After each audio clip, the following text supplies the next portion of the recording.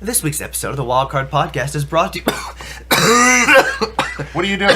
Sorry, guys. We can Get to the commercial. Come on. We'll run it again. We'll start. Are you still sick? It's been a couple weeks. I'm starting to get kind of better. Are you sure it's not the croup? No, it's just a cough. Jesus. Would you like a glass of water, That'd Jared? be great. Thank you. Or a bubble? Would you like a bubble, little thanks, girl? Ron. Would Yeah, that be I'll great? be fine. For it's you? Just, it's a slow process. You're like the color of Papa Smurf right now, except without the charm. No, guys, I'm good. We'll do it. Okay, no. Can we go on? Please, thank you. No. You good? It's just a second. God damn it, Jared. Ron, cut it out, Cough man. it out. I'll be fine. Jesus. Lay off, man.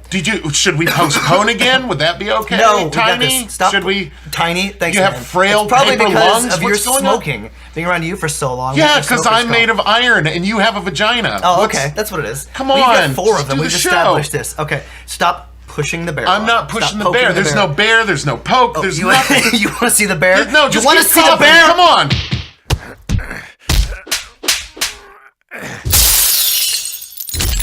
Is this week's episode of the Wildcard Podcast brought to you by defenestration? Yes. Yes, it is.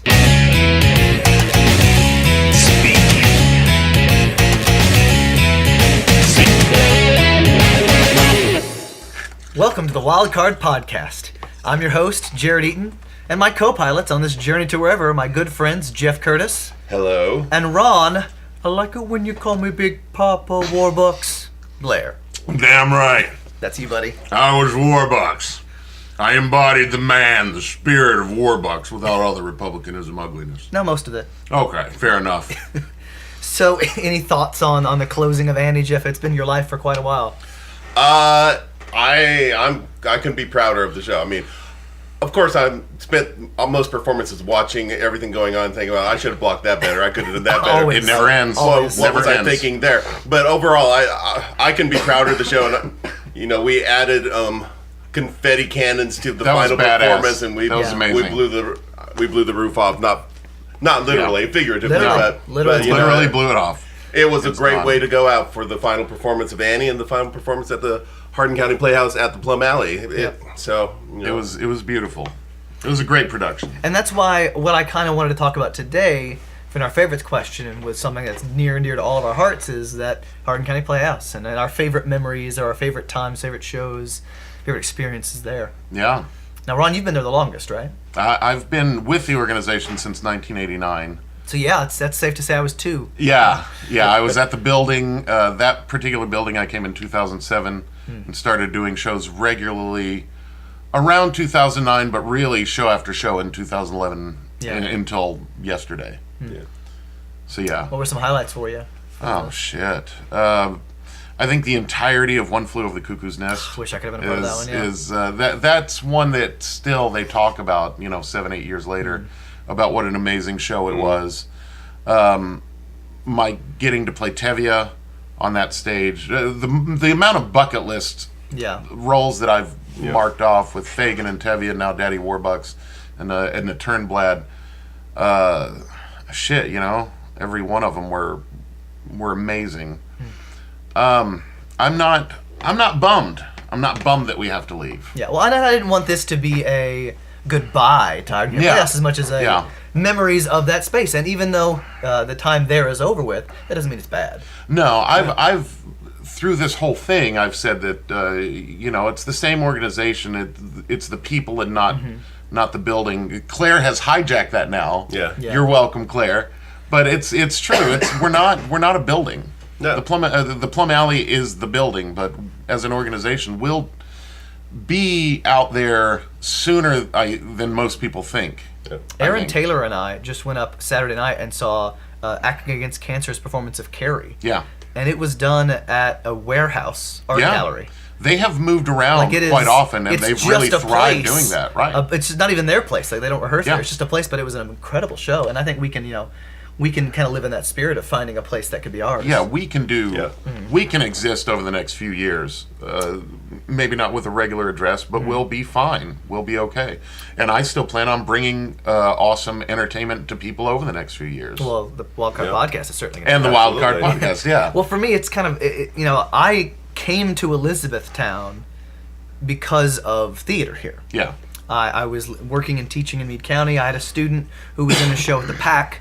Right. And so I came and saw Les Mis, and then the next year the Pack did Wizard of Oz, and I was a part of that. Yeah. And I was doing a show there, but I honestly think if I had just been doing 1 or 2 shows a year, I don't know that I would have come down to Elizabethtown. Right. But the Playhouse gave me a place where I could do regular shows and, Right, and right. be in a part of productions like Hairspray and Spam-A-Lot and And Mama Birdie, which is the first lead character I ever played. Yeah, we've always offered a number of opportunities for the people in the community to come out and do something different and something diverse. I mean, 6 shows a year plus a couple of fundraisers. That's a lot of performing. That's a lot. So I'm so glad you came down and so got good, hooked yeah. on it. I know I've worked with both of you at the Pack. Yeah. But I feel like we've grown more because of the speed and the new number of shows at the Playhouse. Yeah, They it's like kinda a boot brought us camp. together, yeah. Every 6 weeks you're putting on a show. I know, obviously, there's no time to And then Heroicus. There's no Yeah, breathing. Heroicus. Yeah. Well, for me, people think that I've got a long history with the Playhouse. I don't. You're 1 or 2, I've only 3 done. years, right? I've only acted in 2 shows at the Playhouse. I was in Miracle Miracle Worker, Worker, and I played Dr. Inagnos, so I was in at the beginning of the show. Right. And then I spent the rest of the time in the dressing room reading my book. right. Those are great roles, though. I love playing those roles. And then I was in Company, which was everybody got the flu starting with me. Captain Trips, So those were the only 2 productions I've been in, but I've been involved in so many shows in so many other ways. Yeah, you've as done a lot musical out director there. for Mattress, and as doing directing Annie, doing Heroics, doing creating all those missing sound musical bits for the shows that Bo was doing before he left, or coming up with music and trailers for Night of the Living. Right. Exactly. So I've been involved in so many shows. I've only been acted in the 2. But my favorite memories are both with Heroicus and with Annie. Heroicus, the Playhouse gave me an opportunity to bring Heroicus to life through the workshop that we did, and that workshop. I mean, we were in there on the days that Bo wasn't rehearsing Crimes of the Heart. Right. And so we were practicing Heroicus on the Crimes of the Heart set.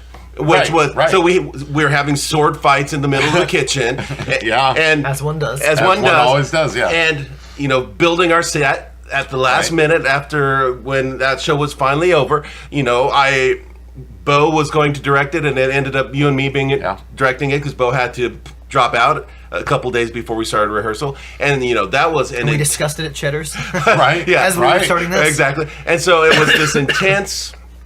Talk about boot camp. It was this intense boot that camp. Was crazy. But everybody, the people that were involved in bringing that to life. I mean, I consider all of them family. Yeah. You, Sadiq, Jake, Emily, Abigail, everybody who was involved in that show, and then. Even though we did it at the State, again, it was sponsored by the Playhouse and with the State. And I will always, even though the State has been dicks about a lot of things since, I will always treasure the fact that Heroicus was the first and probably the last play or musical that was done on the State stage. Yeah. And being able to build that and do that, and then we had to recast again, and we only had 12 rehearsals, and again it was another one of these sprinting things, and Jared joined that one, and so all of that to me, when you can take an organization and it can help you bring your dreams to life at the same time that you're making their desires come true. That's when you get this beautiful serendipity, and this everyone's working together. And to me, that's what Annie was. Yeah. The people who are involved in Annie. You asked me a year ago to direct Annie, and I said no. Yeah, I remember. At that point, I was mostly focused on trying to get Heroicus and all set build and everything ready for the stage show. And then there's a couple other people who are going to do it. And then you asked me again, February? Yeah, somewhere around there. February. James Foster was going to direct it, and then he had to go back to Okinawa. Right. And I said yes that time. And I was able to say yes because after finishing Heroicus, I felt like I actually had a way to approach doing Annie. I thought I could. I wanted to see what I could do. It's the first show I've directed other than Heroicus. Right. But when you can bring in people and meet what their desire to express themselves through theater is, with the same goal of putting on the show, a great show that you're wanting to produce, then you get everybody working as this amazing group, this amazing unit to build something greater than any individual person could put it together. And that's what Annie was to me. It was this building of this great experience that came out through the show. I mean, talk about huge cast. I mean, 33. There was 31 people in the cast, not counting myself because I did the recording. We had 5 backstage crew. There was me, Brandon, and Angela doing the light booth and the sound. Right. Plus, then there was Michelle and the ushers. So we had every night to bring that show to life. Every night for the audience, regardless of the size of the audience, we had over 40 people involved every single night.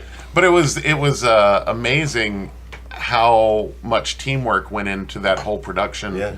And how it worked as a sort of seamless machine. Maybe not seamless, because there was nothing seamless. There were some broken cogs every once in a while, but they were minimal. And it was such a great follow-up to 39 Steps that came before, which was such a blast to do and so fun, but so different from Annie in almost every respect. What a great way for that end of the season. Absolutely. To kick off Just a lot of fun has been had with these last few productions, especially audience for the audience. responses, too, Great audience responses. Audiences went nuts over Annie and 39 Steps. I was in the house seeing Annie, and I didn't know who it was, but Holly Sexton and her son were sitting next to me. I think they ended up moving because I was coughing too much. But I wondered where they went. I thought I saw her come in, but then I couldn't see. I could never find her afterwards. She recognized me from Elephant Man, which is not a show anyone recognized anyone from, because I think she might be the only person who saw it. She was the one person in the audience that saw that night. You and Jeff and Holly. And then she was talking to her son, pointing up to the booth, not the light booth, but the window where the fight with the dummy had happened. And she was explaining to her son right next to me how a fight had taken place in there with the dummy. I'm like, yeah, that was me. Also, she didn't recognize me from that show, but oh my god! But it's a great place for us all to have left our mark, for it to have left our mark on us. Yeah, absolutely. And just we want to thank everyone who's been in charge of it and all the shows we've gotten to do there. Well, you're welcome. Yeah, just Ron, basically. But as Ron says, the Plum Alley Theater will not be the location, but the Hardin County Playhouse isn't going anywhere. It's still here. And eventually it will have a new permanent home, but until it has a new permanent home, it will continue to put on shows at various locations. There have been really neat ideas bandied about. One of them that especially tingled my nutsack, wanting to get involved with it. You know the feeling. The feeling I'm not when sure I some would have phrased exciting it that comes way. out. Well, you wouldn't. But... No, because I'm the civilized one. But you're a here. gentleman. The voice of reason. Right.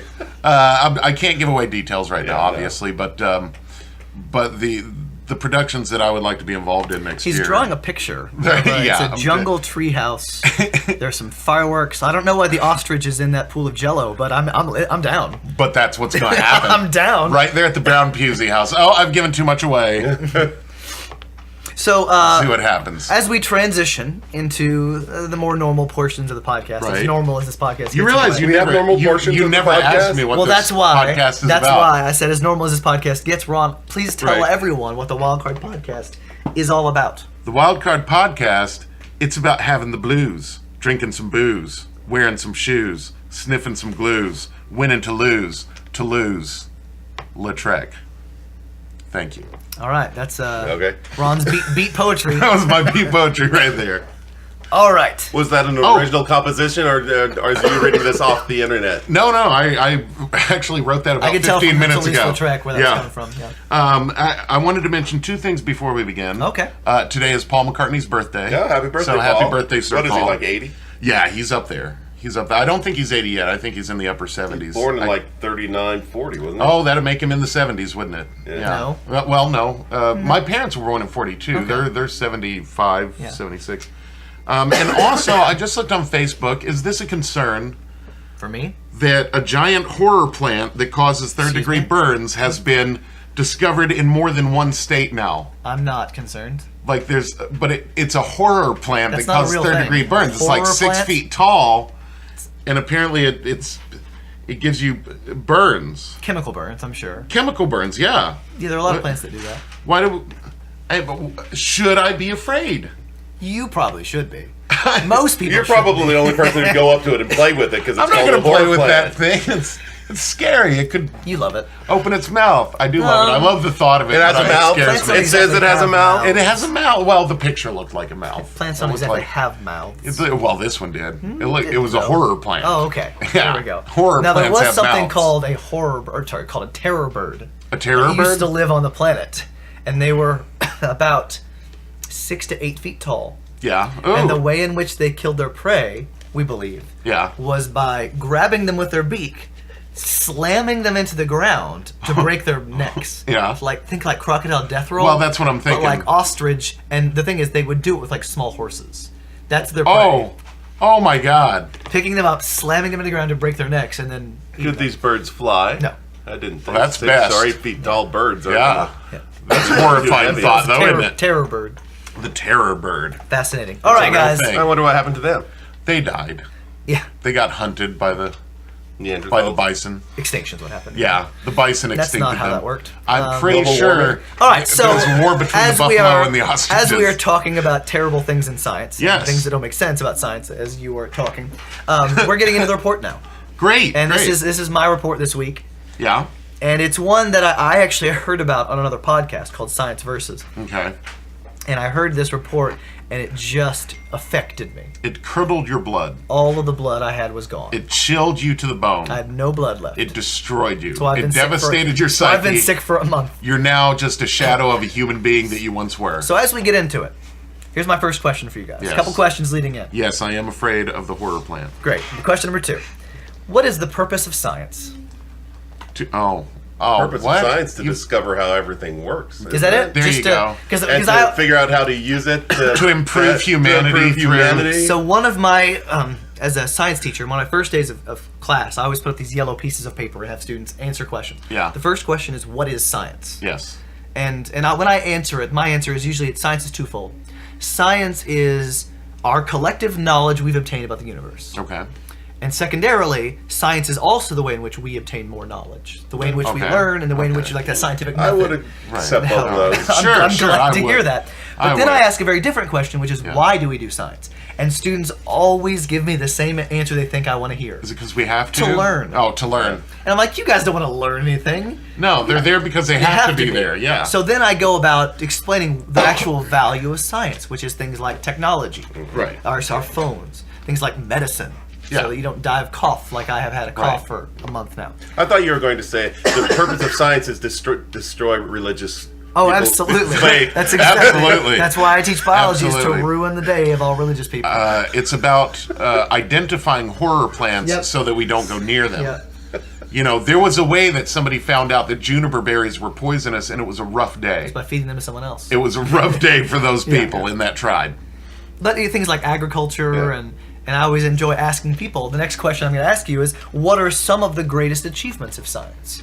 The cure of polio, Okay. Yeah. Jonas Salk and his Right. vaccine. There we go. Penicillin penicillin, going into Fleming. Those space. Fleming. condoms, Great. yeah. Contraceptives. Well, the pill, yeah, all that. That umbrella.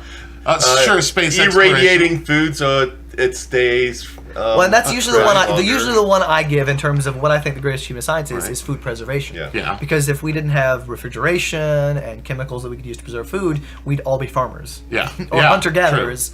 Because we'd have to provide food for our family. Because there are some who do that, and because we can store it, we can become artisans and things that we want to be, and Right. other jobs. That's usually my answer in terms of one of the greatest achievements of science. But I mean, transportation, Yeah. Right. pretty huge right. one. Cell phones. The internet, the ability to communicate Shark long distances. migratory patterns. That's important. Studying them, and yeah. That's important. Not so much an achievement It's not of creating science.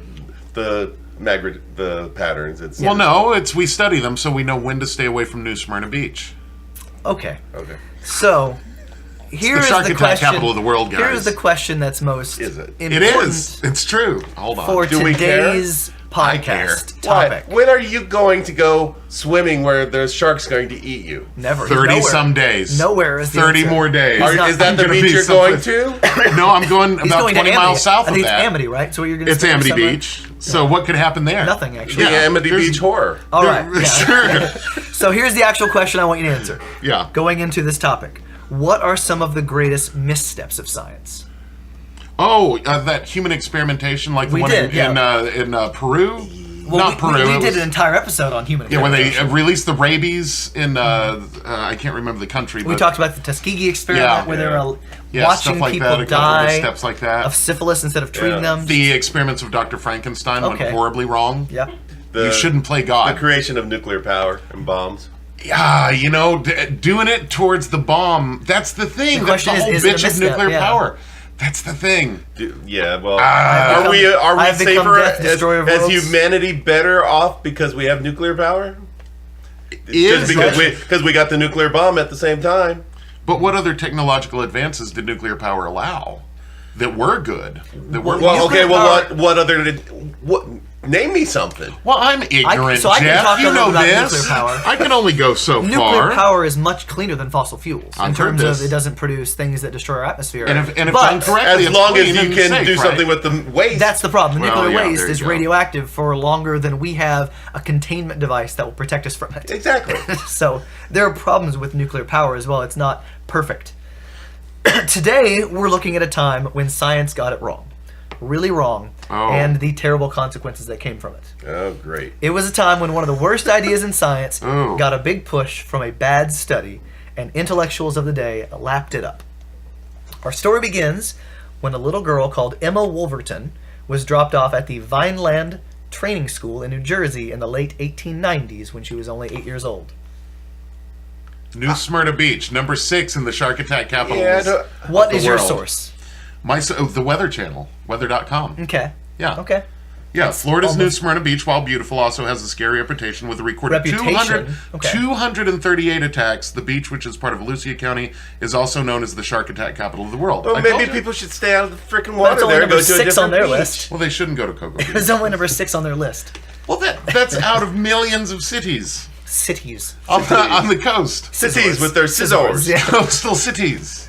All right. That little girl, Emma Wolverton, 8 years old, 1890s, would grow up at this school, Vineland Training School, and become the center of what's now a scientific scandal, or what I'm going to call a shitstorm. Science author Carl Zimmer has written about this in his book, She Has Her Mother's Laugh.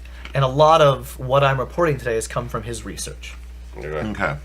Emma lived in a very difficult environment. Her mother drank a lot and had a series of lovers and was basically moving from house to house in a very unstable way. What year are we talking here? Well, she was dropped off in the late 1890s, so early 1890s. End of Okay. the Civil War.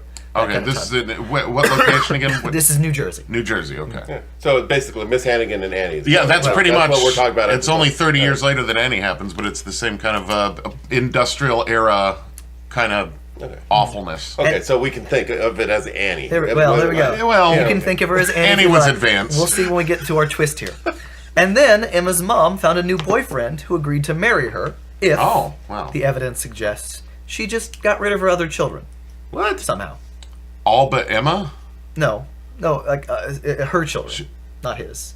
Like her children. He wants to get rid of her child. Her children, correct. So Emma's mom Get rid of her. decided to go ahead and palm off her 8-year-old daughter. What? She brought Emma to the Vineland Training School, a school for special needs kids. So dropped her off. Okay. So Annie is not a terrible Right. thought here, but at 8 years old. Right. So Emma's being little dropped off at a Annie.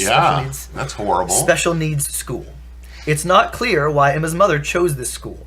Emma wasn't severely disabled, but still at the time Vineland was kind of cutting edge. Yeah. Zimmer reports that for its time it was a very humane place in some ways. I mean, these children were not warehoused. They were kept in clean cottages, fresh air. The patrons even made a zoo with pheasants and wolves. Okay. Zimmer says no rhinos, but it was still nice. As Emma grew up in this school, she acted in plays, learned an instrument called the cornet. Do you know the cornet? Yeah, the trumpet. It's like a The trumpet, little but a little more trumpet, yeah. compact, yeah. I only knew it from like, I was thinking Music Man when I hear cornet. Oh, yeah. I was in the band. I knew what it was. Sure you did. I was. I played the tenor saxophone for years. The skin flute's what you play. I'm like, yeah, well, I still do. All right. not And dumb. Emma even took up woodworking. Wow. Life was humming along until she was about 17 when Emma met a man named Henry Goddard who came to work at the school. And this man, Henry, would go on to make her world famous. Not her world famous, but her. He was going to make her world famous. Exactly. Yes. World famous. World famous. Yes. Zimmer says that Henry Goddard was a short, bespectacled man, and he was a psychologist. He was actually one of the first child psychologists in the United States. And Henry is the scientist at the center of this story.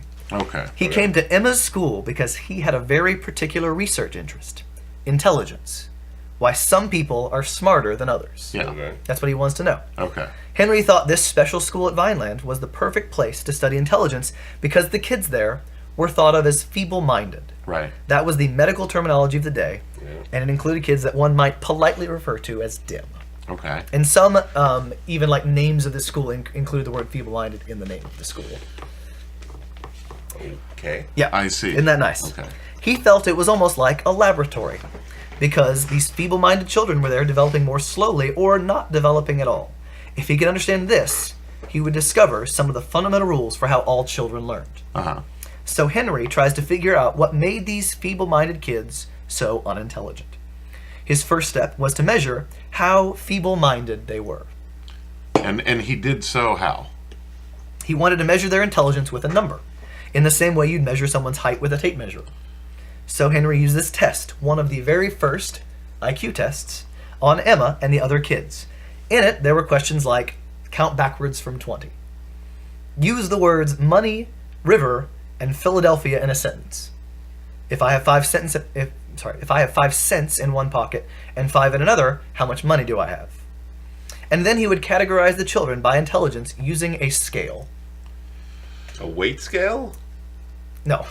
So Here is his scale. yeah. At the bottom, the least intelligent people were called idiots.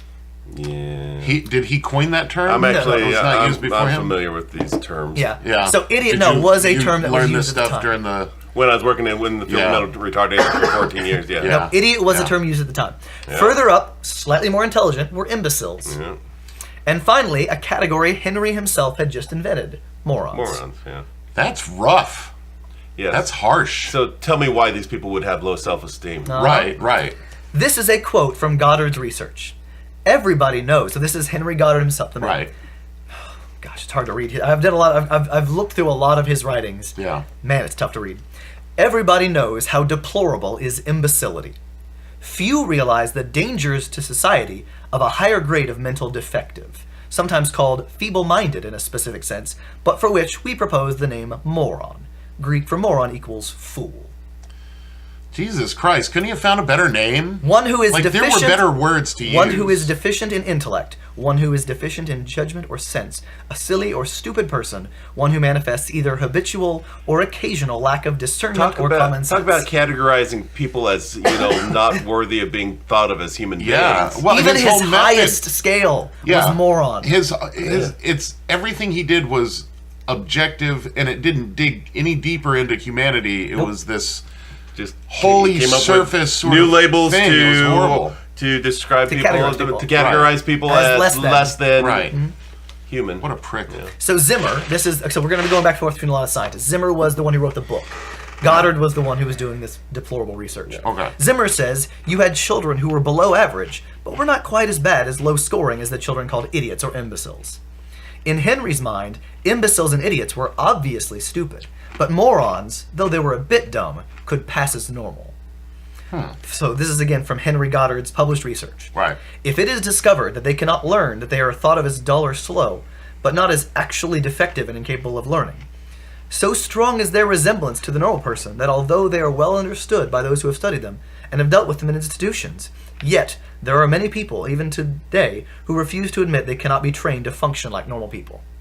What? That's insanity. That's ridiculous. They could almost pass as like us, but they cannot be trained to function like normal people.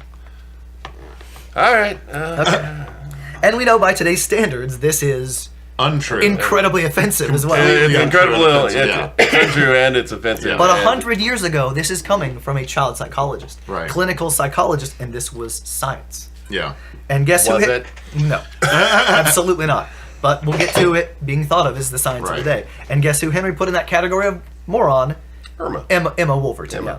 She was a moron? According to Henry's Okay. judgment, Emma Wolverton was Just a because moron. she was placed, that's Yeah. where her mother dropped her Right. off. right. Because she was in that school, she was classified. She only had She three couldn't get above classifications. moron. Yeah. Right. That's as good as she could be. Yeah. Yeah. Regardless of whether she actually had a disability or anything. Exactly. Which she We'll come probably back to that didn't. later. Yeah. now that he had neatly categorized the children and Emma into a taxonomy of idiocy, now came the important question. Why are they so stupid? And Zimmer gives us Goddard's answer. Oh my God. Okay. Henry discovers newfangled kind of science in the early 1900s called genetics. And suddenly, the way he understands this explains everything. Isn't this the same science that the Germans and Nazis Hey, guess what we're going to get to later? Yeah, Nazis. We're coming to Nazis later. Much later, though. The purification of the blood. The thing is, the first country that came to mind when you thought of this was Germany. Yeah. But the United States came up with it. That doesn't surprise That's not a surprise. Yeah. That doesn't surprise me. Scientists, No, we're just more veiled about the ugly, horrible things. So scientists, early 1900s, have this really basic understanding of what genes were. They knew that traits were passed down through generations, like how tall you are, and they were starting to suspect that other things were linked through genes as well. What do you guys know about genetics? Not much. Okay. Well, there's DNA. There's genes that are passed Yeah. down from parents that you pass on to your own children. Essentially, your DNA is stored in every single cell in our body. We were made of trillions of cells, and in almost every one of those cells, there's this pocket of DNA that is basically the instruction manual on how to make you. Right. And it was passed down to you from your parents, slightly modified. So you're not exact copies Right. of them. It's a combination of those two things that makes us who we are, but that's not all there is to it. Right, and there's mutations that happen in certain people that cause many of these disabilities. Absolutely. Right. But they don't understand that yet.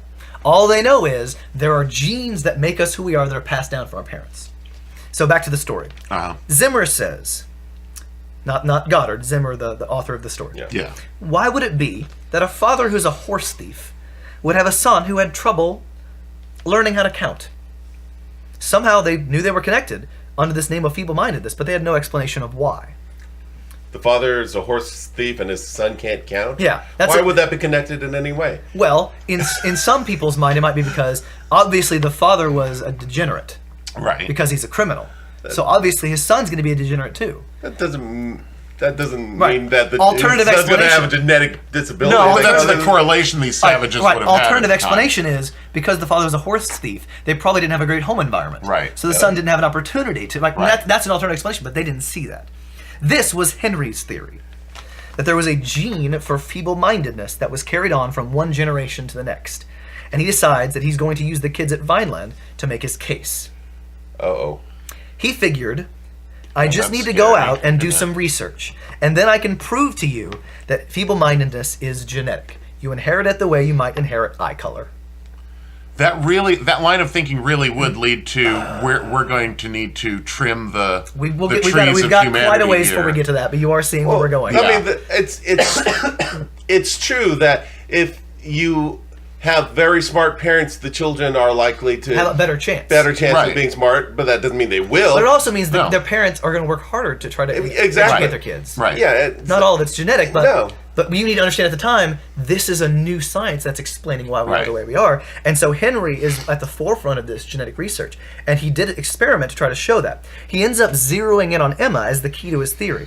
One of Henry's assistants had tracked down her family to see how many morons were in it. And the assistant comes back with some very exciting news. Emma's whole family is one giant experiment in genetics.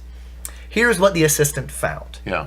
There's a big split in Emma's family tree, and it all started when one man had children with two different women. Oh no. Scandalous. Polyamory causes more You can't say it. idiocy. There we go. So the man who started this whole thing, Emma's great-great-great-granddad, was a Revolutionary War soldier. Uh-huh. According to Goddard's research, Emma's great-great-great-great-grandfather joined a militia and stayed one night in a tavern, got drunk, and had sex with a tavern wench. Yeah, he did. And then he went on his merry way. Good on you, boy. But that tavern wench was feeble-minded. Oh. She gets pregnant with a kid that grew up to be known as Old Horror. Old Horror? That was Old Horror was the name of this man. That was his name. What do you think you have to do to get a nickname like Old Horror? Terrible things. Horrible things. I don't know. Awful Eat things. human flesh in front of your children. Couldn't hurt. Steal a horse? Yeah, according to Zimmer, Yeah. the guy who, when he did this research, Old Horror, among other things, liked to get drunk. Oh. And people would buy him drinks to go vote. What? That's why he was Old And Horror? so he would go. He was happy to vote early and often. That's just one of the stories about this man. Oh, that he may be a drunk. That doesn't make him a whore. So I'm sure or a moron. You know what he did? He drank up Well, all he's the He's an milk. alcoholic. One and of the left reasons nothing they for nobody think he else. was called a whore was because of his appearance. Oh. So because he's mentally defective, Right. obviously that would manifest itself physically too. Right, And of when you course. look at a lot of this research, depictions of this side of the family are the kids are ugly and dumb looking. Yeah. Yeah, So- of course. However, back to this tavern wench, his mom. Yeah. She didn't just spawn one degenerate. Goddard's research says that her descendants were feeble-minded as well. Uh-huh. Among these 480 descendants, this is Goodness. well, not just children, like Oh, all the okay, descendants all the way down. okay. This is Goddard's research again. This is from his research. 36 have been illegitimate. There have been 33 sexually immoral persons, mostly prostitutes. There have been 24 confirmed alcoholics. There have been 3 epileptics. 82 died in infancy. 3 were criminal. 8 kept houses of ill fame. That's a direct quote. The surprise and horror of it all was that no matter where we traced them, whether in the prosperous rural district, in the city slums to which some had drifted, or in the more remote mountain regions, or whether it was a question of the 2nd or the 6th generation, an appalling amount of defectiveness was everywhere found. Okay, let me stop you right here. Yeah, I've got some points here too. Okay. of contention. None of that has anything to do with IQ or intelligence. And I could see criminality being passed from generation to generation just by the atmosphere. It's an environmental- the environment that you're environmental grown in thing. up, and you're teaching your children to be criminals because it helps benefit you. The thing that gets me the most is that he's putting prostitution and house of ill repute in this negative category, Yep. which I always think they have been unfairly. My biggest problem What is about that- the ones those that Infants died? that died, Infants right, who died? right, How does that? right. how does They're that horrible. prove So, anything? How dare they in die? Henry's mind, Horrible in Henry's children. mind, they're mentally and physically defective.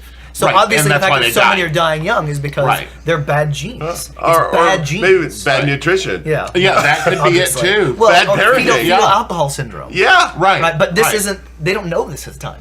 This is him doing his cutting edge research. According to Goddard, Yeah. the illegitimate boy born from the wench known as Old Horror was, quote, the great-great-grandfather of our Deborah, and from him have come 480 descendants. 143 we have conclusive proof were or are feeble-minded, while only 46 have been found normal. But the numbers don't match up at all there, do they? Didn't you say 400 descendants? Yeah, And they mentioned 200. yeah. So the other ones maybe we don't know about.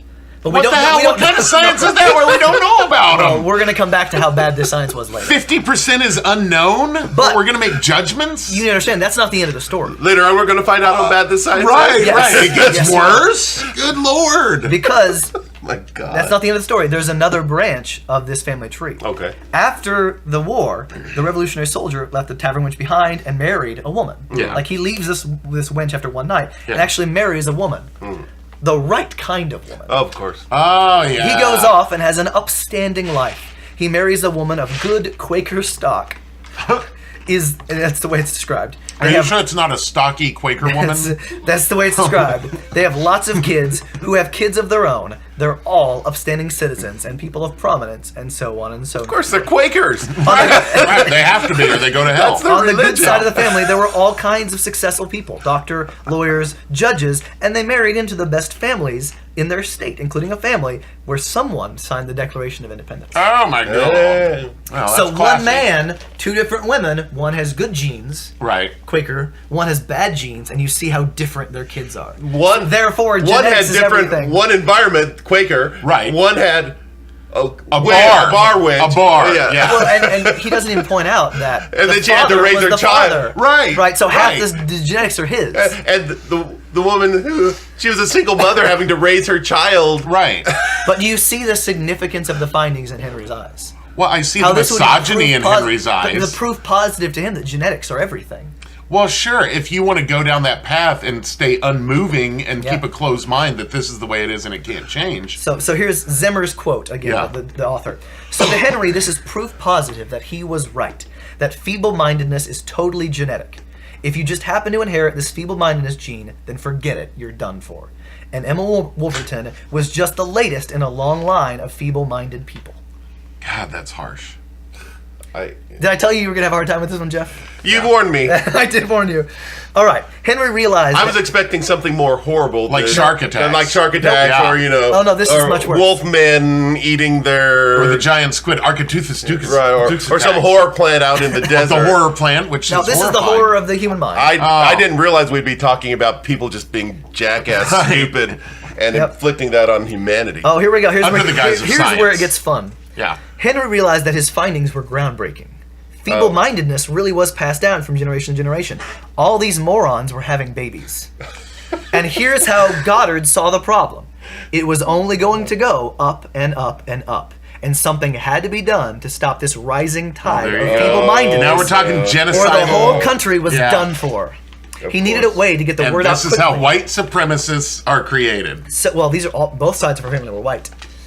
So Well, what he this decides is- to I do don't is know. make It has nothing to do with race at Yeah. this point. It might Right. later on, But it has to do with To be honest, it's a different type of. It's more ableism. Yeah, it's the same thing. It's the same thing. Normal people can't be infected by these. These people are going to Right. ruin These people, our world because they're not good enough. They're not Right. smart enough. They're not intelligent enough. They're not human enough to deserve to. So what do we do about those Well, here's what we people? do. Yeah. He published a book about Emma Wolverton as his iconic example. In 1912, Henry makes this book about Emma's family, a book not just for scientists, but for the lay public too. That's great. Pass that around the lay And people. to protect Emma's identity, Henry changes her name because he's such a generous man. To Deborah Kallikak. Deborah Kallikak. I don't know if you guys have heard the name Kallikak before. No. Okay. I've heard the word, but I don't know. Kallikak being a mixture of two Greek words meaning beautiful and bad. She's Deborah, bad and beautiful, beautiful. bad. Yeah. bad. The book is called The Kallikak Family. The impact of this book was significant. One agent even tried to contact him to make a Broadway show about it. A Broadway show. The book was received with acclaim by the public and by much of the scientific community and was reissued through 12 different printings, including one as late as 1939, so 27 years later. Yeah. It is That doesn't difficult. surprise me. That 39 is still before all the Nazi Well, stuff. when clear it's to kind the of world. when it's Exactly. happening. Yeah, they didn't know about it. It is but difficult to locate a biology or psychology text in the years following the publication of the book that does not cite the study as conclusive evidence of the hereditary nature of feeble-mindedness and, by extension, human intelligence. So science adopted this. Right. They bought it full on because, again, he's a psychologist. Right. He did research. So this is how things are now. He did some research. Yeah, No, he did. some, Remember? didn't he? His assistant did. Yeah. He didn't even do the research. Right. One of the reasons the Kallikak story went viral was that it really hit on a nerve. In the beginning of the 20th century, America was coming into its own. It was the promise of a great new nation. Cities were industrializing, businessmen like Henry Ford were reshaping America, and as many American intellectuals and Henry Goddard saw, that dream was being dragged down by the feeble-minded. Ugh, what a guy. Here's Zimmer's quote again. For someone like Henry Goddard, it was a very disturbing time. In places like New Jersey, Pennsylvania, and New York, a real kind of turbulent change was happening. You had white families who had been there since colonial times shifting from farms into the cities. And as they were trying to get work in these factories, there was a huge amount of poverty that they were suffering from. Yeah. Fair. On top of this, there were waves of immigration. Xenophobia. There we go. Does New it every people- time, doesn't it? Here comes the immigrants. New Yep. people coming from Asia and Eastern Europe Brown people. that many yellow Americans were coming people, worried about. Different Ultimately, people. there was a fear there were too many losers and bad stock getting into America. And if you were And they still feel that way today. It's amazing how they felt that way then, and now their children feel that way about hey, Mexicans. let's make America Yeah. great again. Let's make America great Sounds again. kind of dumb, doesn't it? Sounds like I the wonder same how America it's always stupidity been, is yeah. passed down. Yeah. Let's- Must be hereditary. Yeah. So speaking of stupidity, here's Goddard's research again. A direct quote from his research. Yeah.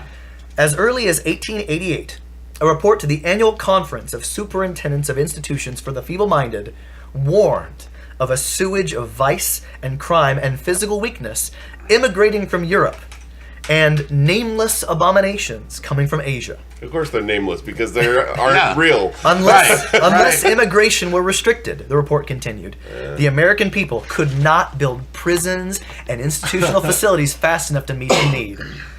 These sentiments increased during the 1890s, and by 1902, the highest-ranking immigration official in the land, the Commissioner General, gave them official sanction.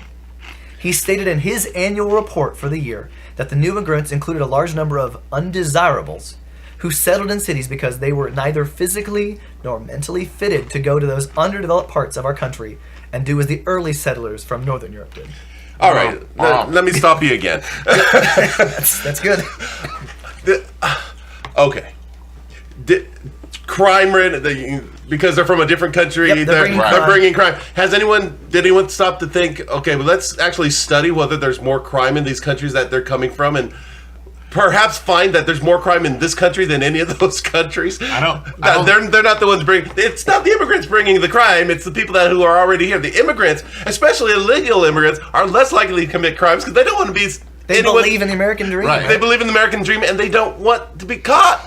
They don't want the police to come looking for them. And the immigrants came here to make a better life. They didn't come here to rob people. It's easier to rob people without leaving home. Hey, oh my man. God. Preaching to the choir. All right. Preaching to the choir. You were upset then. Wait for my favorite quote from Henry. This one's a direct quote from the book, The Kallikak Family. He wrote, "There are Kallikak families all about us. They are multiplying at twice the rate of the general population, and not until we recognize this fact and work on this basis will we begin to solve these social problems." Wow. Yeah, that. Oh my God. Yeah. Yes, So here's Zimmer's quote. That's how I feel, man. Here's Zimmer's quote about this. Okay. "This is an explanation for our own prejudices, and it's science." That's the hardest thing. It justifies our prejudices because science, it gives, well, of course, I have a right to feel it legitimizes it, exactly. Yeah. But it's saying, of course, it's okay to feel this way about these people that you hate for reasons you can't describe because now you have now you've been given scientific excuse. Right. Just like our current president gives people an excuse to let their hatred out and. Right, if he does it, they should be allowed to do it. Because he's doing it, he's unleashed their willingness to let their hatred out and to separate families at the border and to blame immigrants and Mexicans, and especially if you're not white. It's okay now.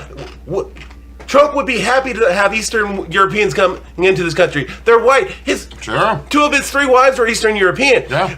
But no. I'm sorry, I'm getting political. But oh my fucking God, be brown, be black, be from Africa, be from South America. I don't see us building walls against Canada, even though it's coming. I know, because they're not dictatory enough. Right. No. They eat too much jerky protein up there. When I heard this story, it really upset me, and we haven't even gotten to the worst part yet. Oh, is it not the worst yet? Something has to be done in the minds of these individuals to stop this bloated class of morons from breeding. That's what we got to build a wall. But what? We have to. Perhaps the morons and imbeciles shouldn't be allowed to breed. Yeah, that's where I was afraid it was we should selectively breed the human race. Sterilization. Today we are talking about eugenics.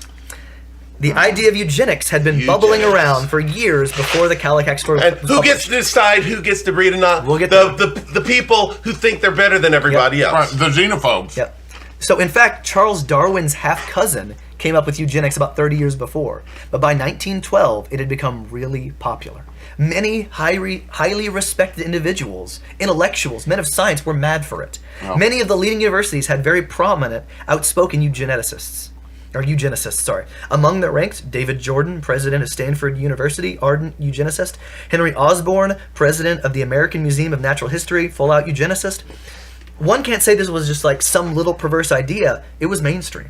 Yeah, because it was. Well, it was a journal. It was in a journal.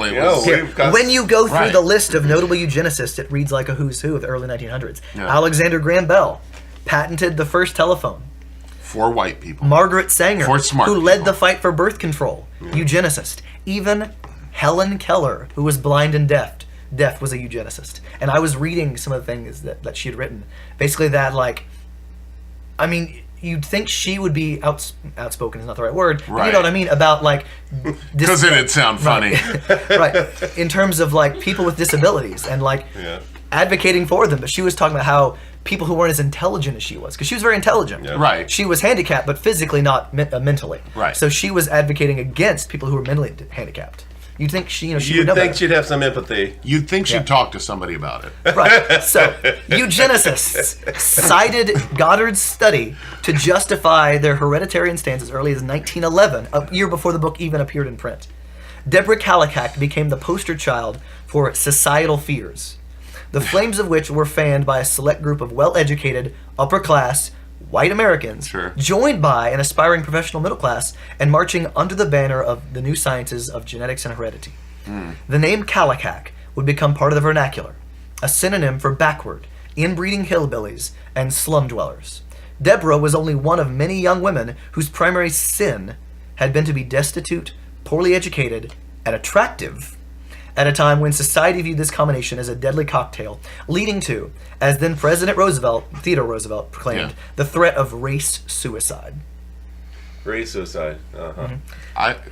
Because we're still hearing about this. Because humanity is only they didn't one understand race. race. Right. It can only be one race. Race is just where you are born. And honestly, we consider skin color to be connected to race, but all skin color is how close your ancestors were to the equator. Right. Yeah. Closer to the equator, the darker skin, typically. Further from the equator, lighter skin. But again, they didn't understand it.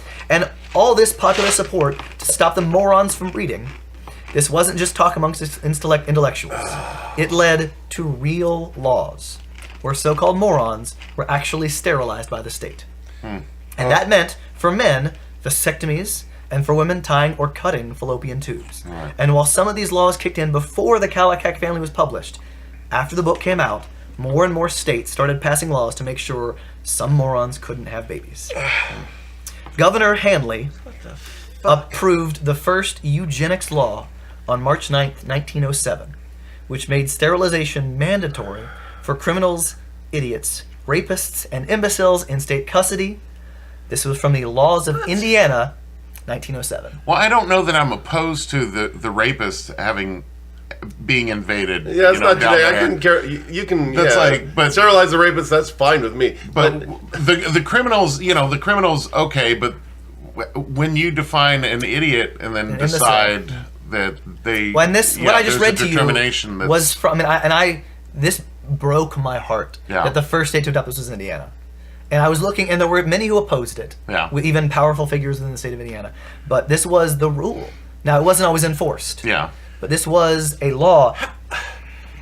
And this in America? Indiana wasn't the only state. Yeah. Not only in America. Well, we bury secrets better than any country Not only in does. America. We were first.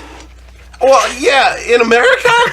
What the fuck? In the 1920s, a case challenged, so 13 years after Indiana puts this law in, a case challenging these sterilization laws went all the way to the Supreme Court. The case focused on an 8-year-old woman from Virginia, Carrie Buck. After she had a baby out of wedlock, she was deemed feeble-minded and sexually promiscuous, and the state wanted to sterilize her. That promiscuity is grounds for that is so insulting to me. Oh, and she was feeble-minded, Ron. Well, she had to have been. She dug sex. Yeah. The state of Virginia, defending sterilization, actually presented the book, The Kallikak Family, as part of their evidence to the Supreme Court. Carrie lost the case. The judge wrote, Judge Holmes was his name, "It is better for all the world if society can prevent those who are manifestly unfit from continuing their kind." Has he read the Constitution? What? Has any of them since then read the Constitution? Carrie's mother and baby were also considered feeble-minded as well, and so the judge finished up by saying, quote, "3 generations of imbeciles are enough." Carrie was sterilized. And as a result of this judgment, now states could keep sterilizing so-called feeble-minded men and women. Right, there's precedence that was made through that, so they're allowed to do it now. So while Henry's book was being brandished by politicians and lawyers and used to justify sterilizing America's poor and unwell, the story of the Kallikak family had become world famous. It even made its way across the Atlantic, where by the 1930s, an up-and-coming populist gets its hand on it, Adolf Hitler. Of course. And so there was a soundbite I wanted to include where you can hear, and it wasn't him, but propaganda from Germany saying the word Kallikak over and over again, like in their propaganda, talking about this book and how it's evidence that our views are right. The Kallikak family was reprinted in Germany in 1933. The same year, Nazi Germany passed the Law for Prevention of Offspring with Hereditary Defects Act. That act was based on the model sterilization law drawn up by American eugenicist Harry Laughlin, a star witness in Buck v. Bell, and legalized involuntary sterilization of Germans with disabilities. You know what this reminds me of? It reminds me of those anti-gay people who can't pass laws in the United States to limit what homosexuals can do, and can't get them executed here, who then go to Congo and get Congo to pass laws, the laws that they would like to pass in the United States, where they make not only being a homosexual illegal, but you can actually be executed for it. Yeah. Well, I mean, one of my favorite stories in terms of science. Have you guys seen The Imitation Game? Yes, I have. I have. Oh, how tragic. Yeah, about chemical castration of homosexuals in England when it was illegal. Yeah, and Alan Turing was who that was about. And Right. He ended up committing suicide because Benedict Cumberbatch. Yeah. From 1934 to 1939. I actually watched that one when I had the super flu. Captain Trips. Such a Company. good movie. Yeah. Hitler's Nazi regime involuntarily sterilized somewhere near 150,000 Germans with disabilities, and beginning in the winter of 1939, implemented a program of extermination that by its end 20 months later had resulted in the murder of 80,000 disabled Germans. Yep. Well, this just goes to show that back then, or even now, the bad guys in America are no different from the people they tell us are the bad guys. Nope. They're the same kind They're of the same people. They just don't have We're just on the wrong side of history looking it's at just it. nationalism that separates them. But Exactly. they're still the So same far, people. there's been enough other people and laws and culture to stop them from being able to follow through to the same extent that they're able to in other countries. Find me the difference between Sharia law and what many fundamentalists in this country want. It's the same It is thing. the same Different thing. religions, same thing. Yeah. But it's ours, so it's okay. Right, of course. Back in America, the Kallikak family book was also being used to pass immigration laws that ended up making it harder for Jewish people fleeing the Nazis to reach America. Of course it did. Yeah, sure. Because they're Goddamn. the horrible people coming in from Eastern Europe. They're the and ruin immigrants. us, Yep. Now, it takes a turn here, a better turn. It can't get worse. After the Nazi eugenic program and the horrors of World War II became common knowledge, eugenicists in the U.S. were shoved to the fringes. Thank God. Good. Well, I mean, after 1945, it was the German eugenicists' turn to point to the support they had received from American eugenicists. Sure. At the Nuremberg trials, Karl Brandt, Hitler's personal physician, who had been in charge of the Nazi euthanasia program, included Madison Grant's The Passing of the Great Race, a paper written in the United States in 1916, in his defense papers, and referred to American support for Nazi racial hygiene.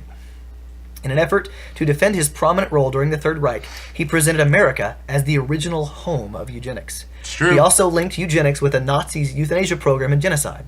Ironically, this defense strategy strengthened the association of eugenics with Nazi racial policies and further damaged its public image. In this context, the American champions of mainline eugenics were losing the battle and were moved to the fringes of academia, or at least forced to drop their openly racist agenda and change their terminology. Good. So because of the Nazis connecting what they did to the United States, eugenics began to fall away. Right. Good. Yeah. But even before then, some scientists began to realize that intelligence was more complicated than just a feeble-minded gene, Yeah, sure and it therefore is. eugenics had started to fall out of favor with the scientific community. Zimmer, our author, says, you have eugenics disappearing from the names of societies, disappearing from the names of journals. And Henry Goddard, after he wrote this hugely influential book supporting these now taboo ideas, what became of him? He also stepped away from eugenics, but he always defended his great study of the Kallikak family. So what happened to him, though? Zimmer again. He keeps insisting, no. This was good, solid science. Good genetics, important stuff. And then after World War II, he was very old, and he quieted down, and then died in relative obscurity. Obituary basically note, this is the guy who came up with the word moron. There you go. Great. But the Kallikak story didn't fade away completely. In the mid-1960s, a college student named David Smith heard about it at his school, and much of the rest of my research came from his research. Yeah. So David Smith. He remembers being, and this is his direct quote, taught about the Kallikak family in college. It was sort of the prime example of heredity being destiny. It stuck with me because it just sounded a bit shaky. It didn't make sense to me. I was driven. Might say driven to see what I could find out about it. David started thinking about the story and that it was a bit too tidy. Could one wench really spawn all these morons? Could genes be solely responsible for tainting generations of people? And part of the How reason many other people are required to Right. create the genes of all Right. those people? Right. And part of the reason why David didn't quite believe this theory about your genes being the one thing that made you smart and successful or not was because he looked at his own life and he knew things were more complicated than that. Yeah. So David said, well, my mother was a housewife. My father was a machinist at a railroad company. And sometimes I felt all I could hope to do, was work for the railroad like my father had. Yeah. David saw his family in the Kallikaks, and it felt personal. David ultimately became an academic. He's now a professor emeritus at the University of North Carolina in Greensboro. Good on you. And back in the 1980s, he wanted to know more about this Kallikak family. The first step was uncovering who Deborah Kallikak actually was, because back then her true identity of Emma Wolverton wasn't public knowledge. No Yeah, one knew who she right, really right. was. So David went to where it all started, to Vineland in New Jersey, to see what he could find. And here's a story he tells. I went to the institution where she had been institutionalized and didn't get any leads there. But then as I left that town, I stopped into a little diner, and the people at the table next to me saw that I had Virginia tags on my car, and they wanted to know why I was in Vineland, New Jersey. I told them what I needed to know, and they said, well, we know her. We've been volunteers at the institution for years, and they gave me her real name, and my journey began unraveling the story. Huh. So he was at a diner and just happened to meet people who knew Emma. Wow. By the time he knew that Deborah Kallikak was really Emma, she'd already died. But his detective work was just beginning, and he ended up tracking down a lot of her relatives. David, quote, once I had the name, I could go to courthouses and historical societies, and I found that the story of the Kallikaks was a myth. Some of the so-called good Kallikaks were not so good, and all the bad Kallikaks were not so bad. There were a lot of people with respectable jobs on the bad side of Emma's family. Bank treasurers, policemen, and school teachers. Like the guy Old Horror, Yeah. the illegitimate child of the Revolutionary War soldier and the tavern wench. Yeah. David found out he owned property, and according to the census of 1850, his whole family could read. Which was pretty impressive for 1850. Yeah, for those days, yeah. Here's a quote from David. He was not a horror. Not so much old horror as the horror that was placed on his family. Not only did Henry call people feeble-minded when there wasn't the evidence for it, but he totally messed up the family tree. Like, old horror wasn't even the Revolutionary soldier's child. He was his second cousin. So this assistant who went and found all this data, He made this shit up. or he just had inaccurate records. Like, it Yeah. was just, and everything was based on this. This so-called science that people were using to justify these sterilizations and anti-immigrant laws was bullshit to begin with. Of course it was. And we now There you know go. that intelligence doesn't just flow through our genes. Yes, having smart parents helps, but scientists have come to realize that our environment, like where we go to school, what we eat, our nutrition, Right. the water we drink, plays an important role too. Yeah. And what happened to Emma, aka Deborah Kallikak? While Emma was in her mid-20s, she got too old for the Vineland training school to keep her. So they sent her to another facility across the road for feeble-minded women to keep them from propagating their kind. Oh. And she stayed there the rest of her life. David doesn't even believe that Emma was feeble-minded to begin with. Right. Really wasn't. No, I'd buy she wasn't. But the more I looked into it, I saw that she had been needlessly institutionalized for most of her life. When David looked at school records, it said that Emma, while she struggled with reading and numbers, was good at other things, like carpentry and taking care of kids. Sometimes she'd even be put in charge of kindergarten classes. Yeah. Emma never saw Henry again, the Henry Goddard, after she grew up. She didn't seem to have any hard feelings. According to Zimmer, the author from the beginning of this, she named one of her cats after him. And Henry sent her a Christmas card where he wrote to her about his theories of intelligence. It seems Emma appreciated that he could share such complicated ideas with her. She told a staff member, "The nicest thing about it is that he thought I had the brains to understand it." Which, of course, I do. Inconsistent with Goddard's depiction of her, Emma was literate and well-read. She was a passionate and committed letter writer as well. She wrote letters and sent photographs of herself to her friends up to the very end of her life. In her final years, Emma was offered the alternative of leaving the institution. And there's a quote by her that I didn't write down, but it's pretty sad about this. But by then she was in intense pain because of severe arthritis and used a wheelchair most of the time. It is, of course, a cruel irony that the offer of greater freedom in her life came when it was impossible for her to embrace it. Yeah. Yeah. Emma declined the opportunity. She knew she needed constant medical attention. She died at the age of 89 and was buried on the institution grounds. The story of the Kallikaks is like a fable of how even the smartest people of the day, the scientists, the intellectuals, can get swept up by their own fears and prejudices. And the story fed into people's worst instincts and gave them evidence, science, to back up what they wanted to hear. Right. Gives you reason to hate. So many people came along from the ride. Yeah. It wasn't even real science. No, but it was proclaimed bullshit as put science. together. It was proclaimed as science, but it was bullshit. It was bad science at best. Well, once And the again, scientific once we- community accepts it, Not though, only was it bad science to begin with because the genetics was wrong, but the research that had been done to claim Exactly. this was bad The too. research was bad. well, And even if the research was right, it didn't prove Nope. what he was claiming. Yeah. So this is I'm going to end with from David Smith's essay about this that he kind of came with this. The now highly offensive term idiot was the primary term used to refer to people with intellectual disability up until the mid-1800s. It was derived etymologically from the Greek word iditos and idios, both which refer to a private person, someone who's set apart, peculiar, someone who's different. yeah. When we segregate people, we tell them and others that they are peculiar, different from us. It allows us to then talk about them in anonymity, as if they didn't really matter. We can refer to them as morons, degenerates, trainables, retards, and a million other labels as if they were not really like us. We can lock them away for the rest of their lives or sterilize them without their knowledge. Her name was Emma Wolverton, not Deborah Kallikak. We cannot undo the injustices done to her others, but we at least owe her the respect of calling her by her name. Yep. Nice. Very nice. I like the way that the construction trucks outside sort of punctuate the whole story. Yeah.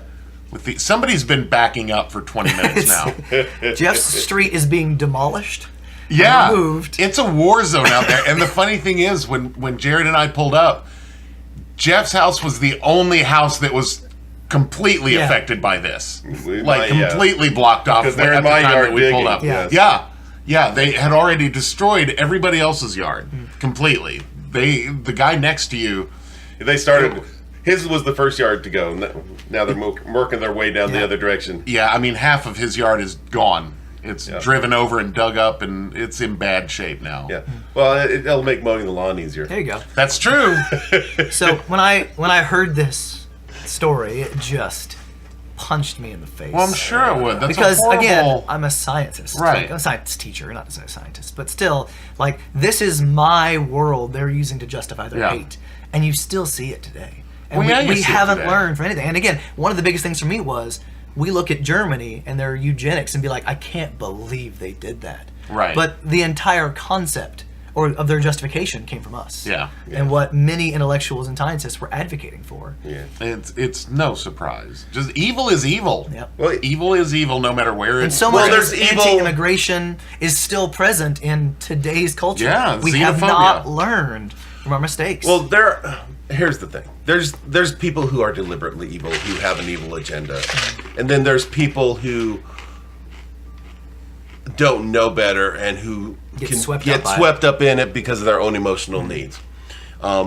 When I was working in the field with people who have developmental disabilities, Yeah. and I was training staff, one of the things that I would always show would be this video of Willowbrook before the Willowbrook decree. And the Willowbrook was an institution, a state institution in New York, and Geraldo Rivera Yeah. did an expose on this I institution mentioned it in my human experimentation where episode. they revealed how these people with all these disabilities were treated so inhumanely in Right. conditions that you wouldn't even keep animals in. They're being stored, essentially. They're basically being Right. stored because, and the staff who were working there, it wasn't their fault. It was the state wasn't willing to pay enough money for enough salaries to have enough people in this institution to make sure that people weren't sitting in their own shit. Right. To make sure that people were getting fed and cleaned. And there were they found people in there that didn't even have disabilities. They were just, but because they'd been stored there, Right. Yeah. they took on these things. And from that expose and because of then going into the courts, there was this thing called the Willowbrook Decree where it forced the state to create all these other things like group homes and other things that came out of it where they started treating people humanely. But there was a time when parents were told if your child is if their child was born with a developmental disability, you should institutionalize them. It's the best thing you can do for them because you can never take care of them. Well, that's not true. Yeah, no, it's not at all true. But, so there's all these horrible things that people do because they think it's the right thing, but it's not the right thing. But I just want to point out something.